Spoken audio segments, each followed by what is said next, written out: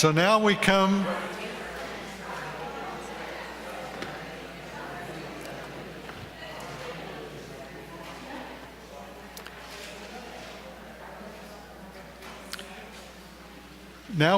to the panel discussion that wraps up this weekend, which is building a joint movement.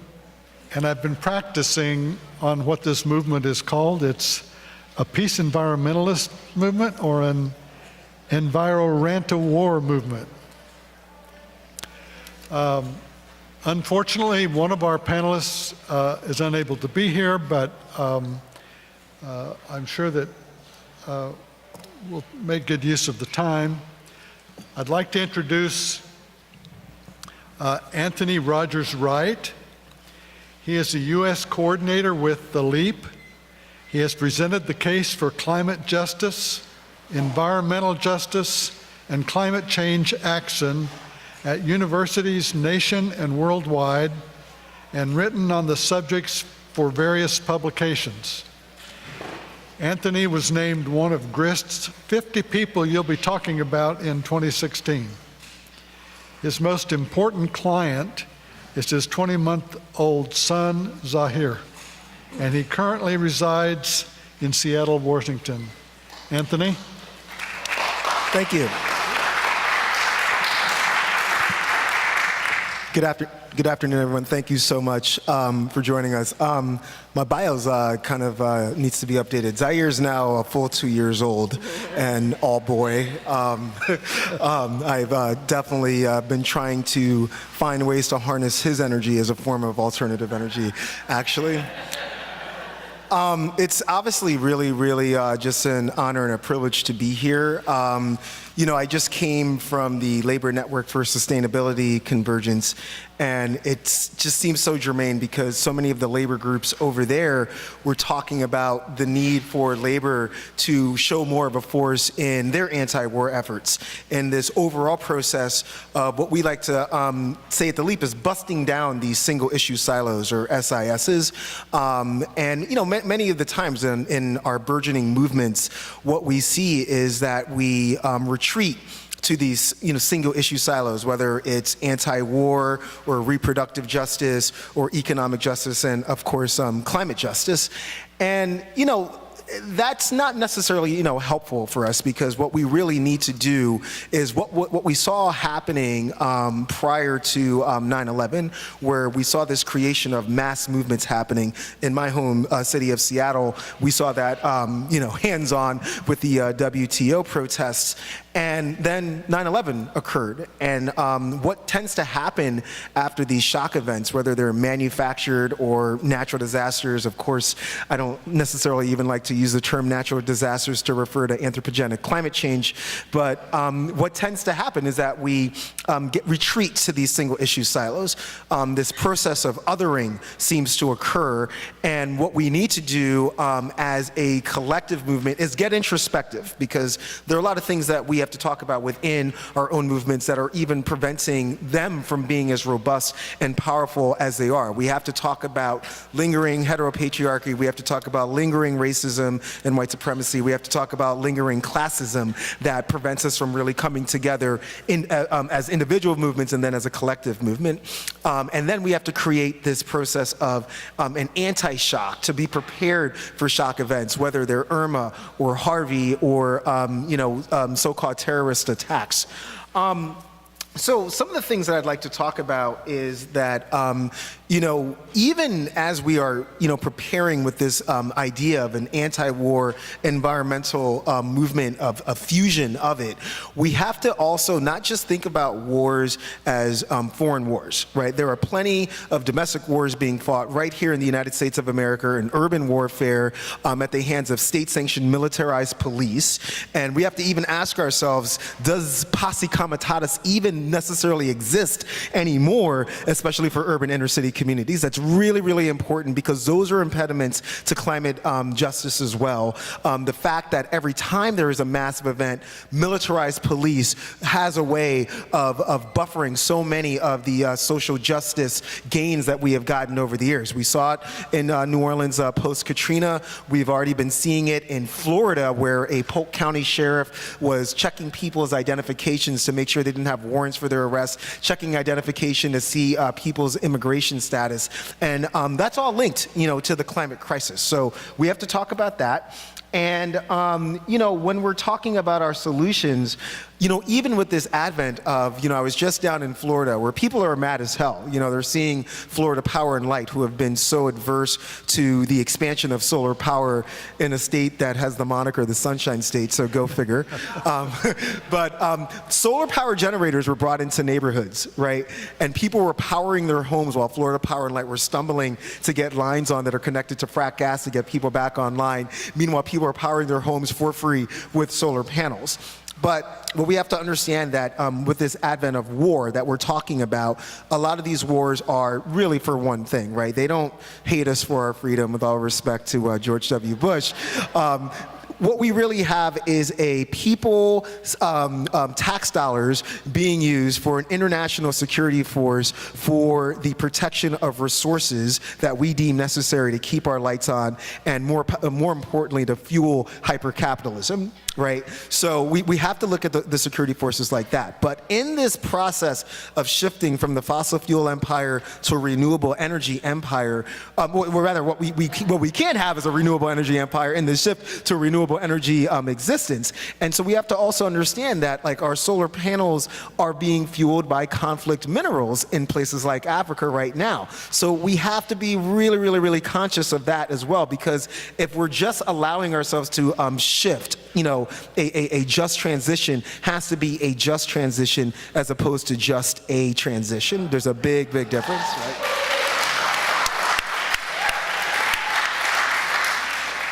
So the process of getting to that, right, is also understanding that a lot of these foreign wars, and I'm not calling anybody out or any one ethnicity out, but these are usually the constructs of white males, right? These wars. Right now we have a president who's in a Twitter war with a neophyte of a leader in North Korea. It's absolutely hilarious, but it's reckless. It's extremely, extremely reckless, but it's a microcosm for what many of the wars that we've seen over time have been charged and engendered by white males. And at the same time, that's the same thing with the climate crisis, right? This is mainly a white male heteropatriarchal capitalist construct that has been exacerbated by the burning of fossil fuels by CEOs who are typically white males.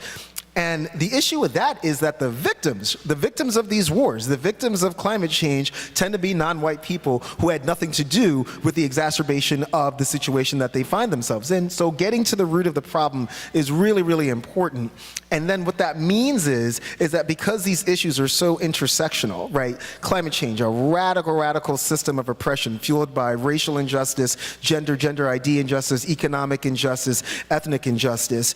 The intersection of all of those Venn diagrams is what forms climate change. The intersection of hyper-capitalism, massive execrable and profligate resource extraction also leads to this military-industrial complex, right? So we're not going to solve a military-industrial complex with a nonprofit industrial complex. That's just not going to happen.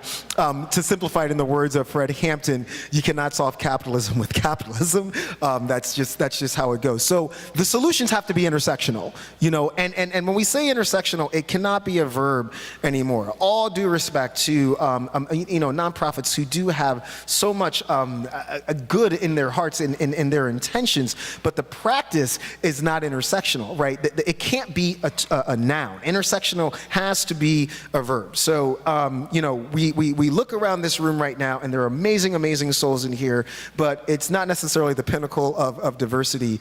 And what does that say? We have work to do as well. It's really, really easy to say no to Trump and no to the military-industrial complex, right? But we have to also start saying yes to something. And when we're saying yes to the world that we want. And that's really what we do at The Leap, is moving from the no to this idea of the yes. Our co-founder, Naomi Klein, who's a pretty good author, her latest book, No Is Not Enough, speaks to this. It speaks to this idea that getting from no to yes, it's a lot of work, guys. It really, really is, because we are so used to saying no. It's like an impulse almost. But when you ask each other, what does winning look like? Some people, they can't even give you an answer, right? We haven't even given ourselves times to imagine what winning looks like. So, I would challenge everyone in here right now, let's just do a quick exercise and close your eyes for a second. Close your eyes. This is an exercise that I picked up from my good friend Dante Berry, who's the executive director of Million Hoodies for Justice, an amazing radical black organization you should definitely look into. But Dante gets people to close their eyes, and he's like, imagine your safe space. What does it look like? What is safe? What does this safe place look like to you? What does it smell like? Who are the people who are there? Okay, and just think about that place for about 2 more minutes. Well, not even, just 1 more minute. I don't want to take up too much time. Okay, you got it for the most part? Good. Now, raise your hand if in that safe space you saw fossil fuel pipelines. Right? Raise your hand if you saw people wielding AK-47s in airports, in train stations, and that includes the police too, by the way. Raise your hand if you even saw police. And police cars and MRAPs, right? And raise your hands if you saw nuclear power, if you saw fracked wells and standing fracked water. That's the point, right? So that like even in that exercise, no one raised their hands, thank God, because I'm not ready to debate anybody on that today. It's been a long weekend. So thank you for not raising your hands. But that is the process of what winning looks like, right? So what I would challenge everybody to do is just reach out to an organization who you didn't even consider to be anti-war. Reach out to an organization who you didn't consider to be pro-environment and pro-climate justice. Because I think what you will find is that you have so much more in common with these groups, with these individuals, than you realize. In many ways, it's just like we've never engaged ourselves, right? And so we have to engage ourselves, create this massive movement. Now is the time to do it, right? We don't have any time really anymore to see all of the intricacies that are linking climate change to militarization. It's important also to realize that if you think about it, right, it could be argued that the only federal branch of our government right now that is studying seriously the effects of climate change is the military. Right, it's funny, but it's ironic, but it's like we have to also, so we can work with that, you know what I'm saying, but we also have to ask ourselves, why is the military studying climate change so much? Because they know that it's adverse to their operations, right? Their operations of occupation, their operations of resource extraction. So in thinking about this world that we want to win, and this world that we want to be in, the world that we know that it can be, which is what we talk about in the LEAP Manifesto, which was completed about 3 years ago in Canada. And it's a 1,400 word plan. I would highly recommend everyone to read it and come up with our vision, right? It doesn't have to be 15 points. It can be more, it can be less.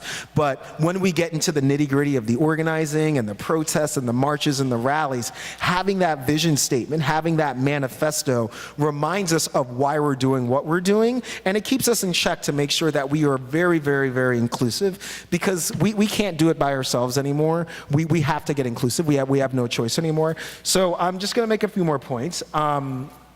We have to, again, as I said, realize what breaking down SIS's single issue silos looks like.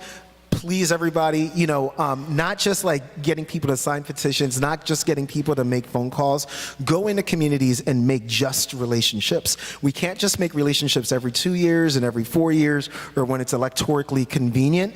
We're in the fight, of our lives. There are so many things that are coming against us right now. And the sooner that we come together, the sooner that we realize that we have a common goal, which is, human civilization surviving on the only place that we know, home, the sooner that we are going to realize what winning looks like, and we're going to realize that together. So that's my spiel. Thank you. Thank you. We have plenty of time, so you have plenty. Oh, actually, I'm sorry. Can I just do one more thing really quickly? I just want to read some, just to prove to you that the labor groups are really, really serious about this. The labor groups just had this amazing handout. Just some facts. The Pentagon is the largest institutional consumer of fossil fuels in the world. The Pentagon per capita is the largest emitter of carbon dioxide gas in the world. And as they say, to achieve a just transition to a sustainable economy will require the environmental and labor movements to connect with the struggles for environmental justice, social justice, economic justice, and peace. The quest for peace is also a social justice struggle. So that's really, really important too. Yeah.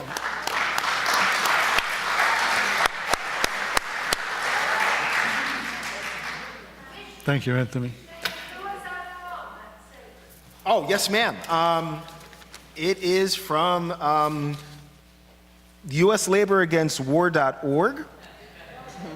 Yeah, they're amazing. You should check them out too. Yeah. Our next speaker is Medea Benjamin. She is co-founder of both Code Pink and the international human rights organization Global Exchange. She is the author of 8 books. Her latest book is Drone Warfare, Killing by Remote Control. No, it's Saudi Arabia. So, Kingdom of the Unjust behind the U.S.-Saudi connections.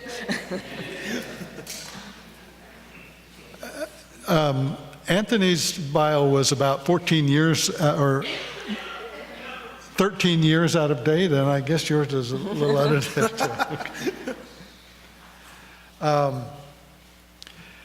Her direct questioning of President Obama during his 2013 foreign policy address, as well as her recent trips to Pakistan and Yemen, helped shine a light on the innocent people killed by U.S. drone strikes.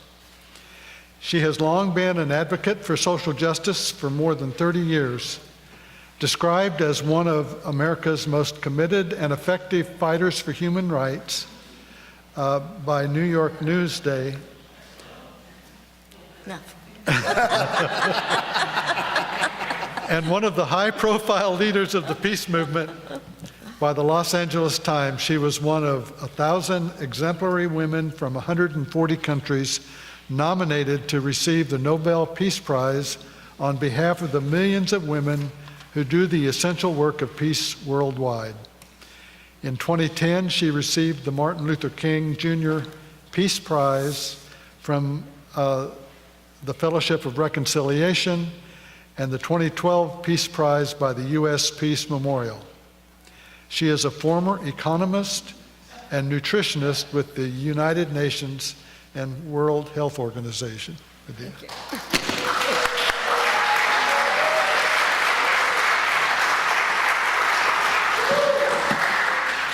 Well, I'm going to come here because I saw other people doing slides, and I thought I should do that as well. I also want to say that while this discussion, and thank you for that wonderful presentation, Anthony, and thank you, World Beyond War, for this great weekend where I learned a lot.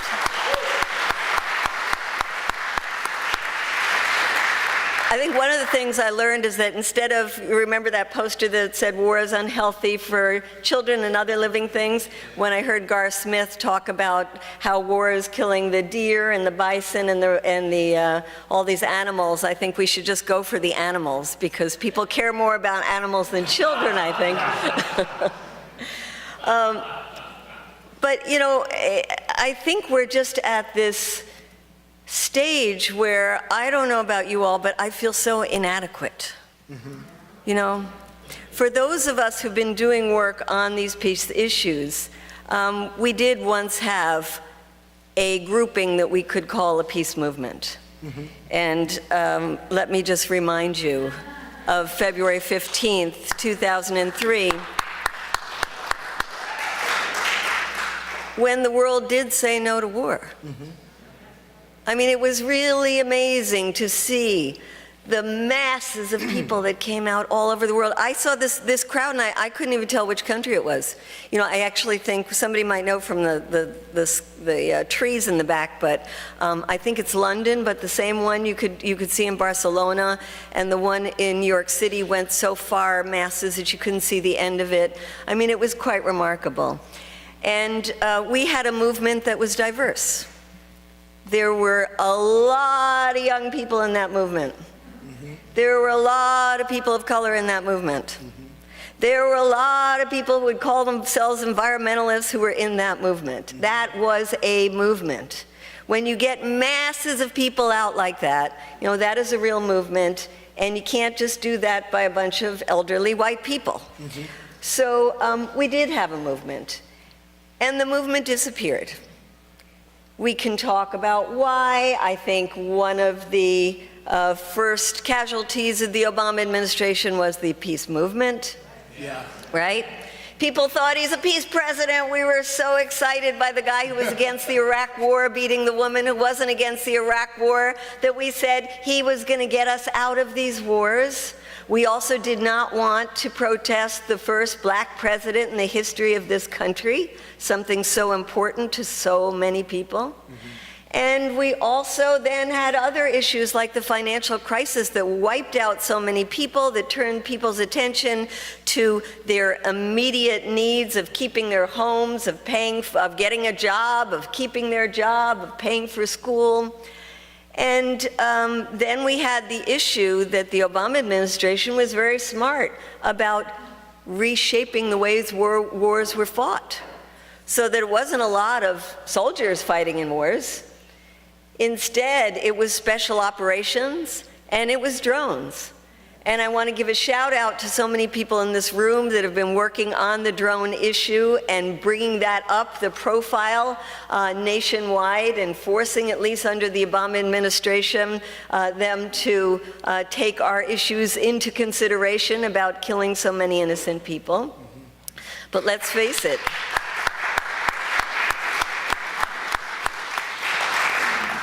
But despite all of our efforts, the wars continue, the 7 wars that we are in, that most Americans have no idea that we are in.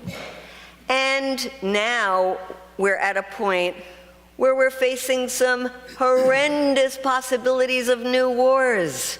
I just came back from South Korea. I had been on a delegation with Ann Wright and other wonderful women called Women Cross the DMZ, the quote, demilitarized zone that is the most militarized zone in the world, going from North Korea to South Korea, and meeting with women's groups on both sides and recognizing that not only have these people lived with the possibility of war for decades, there has been no peace treaty since the armistice was signed in 1953. They are at war with us, with the United States.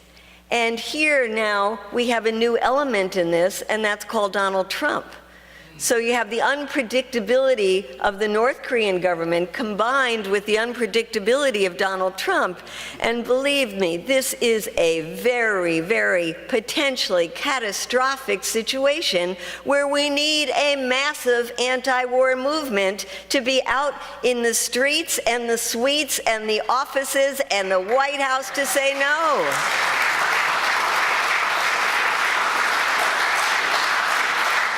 We'll take a look at this picture of the masses and then take a look at this.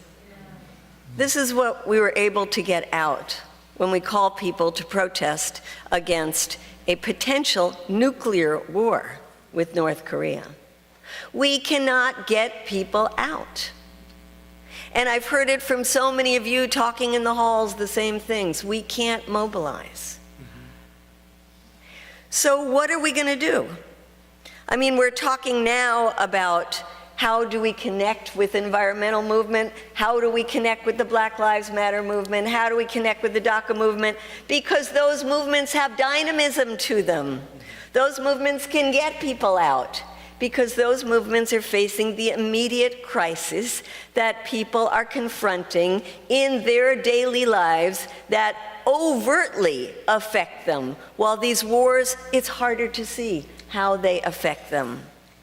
And I think many of us in this room, and let me take a little poll, how many of you have been to an environmental demonstration? That's just about everybody. How many of you have done something about the immigrant rights issue? How many of you have been involved around trying to save what we have of healthcare, but really trying to get us Medicare for all. Almost everybody in the room. And remember, for those in Washington, D.C., tomorrow you can come out to save the lousy healthcare we have by coming at 2 o'clock to the Dirksen Building, 215, and showing that you want to save at least what we have now. I say this because we are part of a larger movement. We talk about intersectionality. The people in this room understand it. The people in this room have been out in the streets on lots of different issues. But still we are so separated. And I just look at this weekend. We have a mostly elderly white group here. In the meantime, the same weekend, there's the Congressional Black Caucus meeting. My partner and I, Tig, have been going over there. We were there last night. We were about the only white people in that whole thing. And then there is the Arab American Anti-Discrimination Committee that had their convention this weekend, and there are our partners in the Arab community having their own convention. So we are so separated from each other. Even though we do support and do what we can to show support. Now, there's a part of the anti-war movement that is extremely vibrant, diverse, and has young people in it. Does anybody want to say what that is? Palestine movement, that's right. This is a movement that has managed to reach into the universities. In fact, I would say after the Black Lives Matter and the climate movement, the Palestine movement is the most vibrant movement on campuses in the United States. It's quite extraordinary. The Palestine movement has managed to bring in people from the Arab community, from the Muslim community, and a lot of people from the Jewish community, from the interfaith community in general. It has a campaign, the Boycott, Divestment, and Sanctions movement, that really has targets that can go to places like the entire Presbyterian Church and say, we want your entire church to sign on to the Boycott, Divestment, and Sanctions movement, and create a big discussion in there where people have to talk about these issues and go back to their churches and talk about these issues. That is a movement. That is a movement that has said we need to connect the issues of racism in the United States with racism in Israel, because there has been this long-standing connection between the Jewish community and the black community in the United States, and has invested funds to take people from the black community to Palestine and create these kind of beautiful connections that have such importance in our movement that when you see the Movement for Black Lives platform, you will see very clearly the issue of Palestine embedded in that movement's platform. That is intersectionality. That is a movement that has dynamism. And raise your hand if you feel that you're a part of that movement. So here we are. A piece of our movement is doing it right. I want to talk about other pieces of the movement, because sometimes we don't see them. For example, how many of you were involved in Bernie Sanders' campaign? So here we see a lot of hands go up again. How many of you were disappointed with all the fabulous things that Bernie Sanders said about economic issues and then racial justice issues when he was pushed on that, and climate issues when he was pushed on it? How many of you were disappointed that he didn't talk enough about foreign policy issues? So here go the... So a lot of us have expressed those concerns constantly. Many people have been working with Bernie Sanders, and isn't it a shame that it didn't happen during the campaign, but finally came out with a foreign policy speech that last week that was a beautiful speech. Yes, there were some issues. He didn't mention Israel-Palestine during the speech. There were some other things, but it was a beautiful speech. Raise your hand if you heard that speech. So don't you think it was a beautiful speech that really would connect for so many people a lot of issues that we had been longing for him to connect during the campaign? And a lot of people in Bernie Sanders' campaign have been pushing him on that. And there is a movement called Draft Bernie for an Independent Party that kind of knows that Bernie's not going to lead the Democrats, but sort of using that as a way to get people excited about an independent party. And I went to their gathering a couple of weeks ago, and Nick Brana, who is one of the main organizers, has been at this convention, and they had a major focus was on international issues. And in fact, we talked about the fact that Bernie Sanders, thankfully, had made socialism not a dirty word anymore. You're not fringe anymore if you say that the problem is capitalism, because a guy who almost made it to be the Democratic candidate and would have made it to the White House probably if he had been, is a socialist. We talked at that gathering about he has opened the space to talk about socialism. Now we've got to open that space on a national level to talk about empire. And that is our job now. There are other groupings of people who are talking about this. I was at one just last week. It was called the People's Congress of Resistance.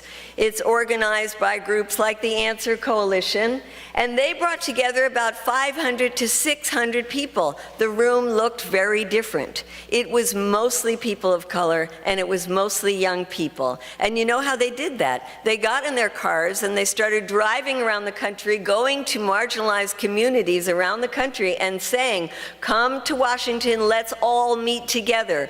We have a white man's club in the Congress that is making laws that are destroying our lives. Let's come together and talk about the kind of Congress we need to save ourselves and to save the planet. And as part of what they discussed was a lot of discussion about imperialism and bringing people from different parts of the world to talk about how U.S. policy is affecting them. And then I want to talk about another gathering that just took place last week, and that is a memorial service for a comedian turned anti-war activist who is Dick Gregory. And I say this because there is one community in the United States that has been, for the most part, consistently anti-war, and that is the black community.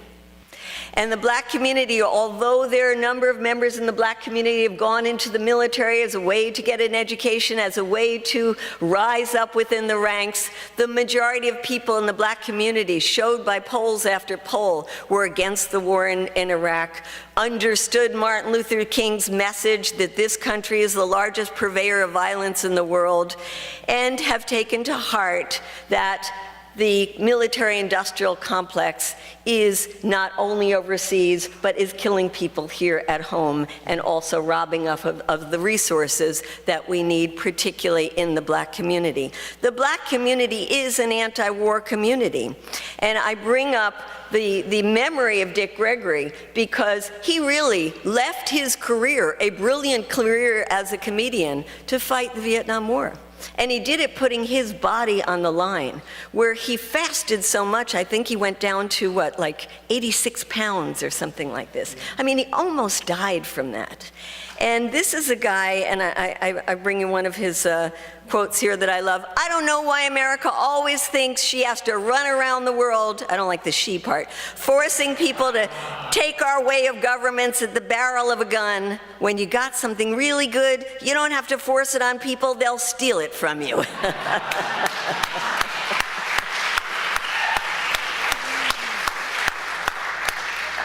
So let's remember, there are many people in many communities that are with us, and one of them is the faith-based community that really understands the meaning of faith and that the Pope is one of them.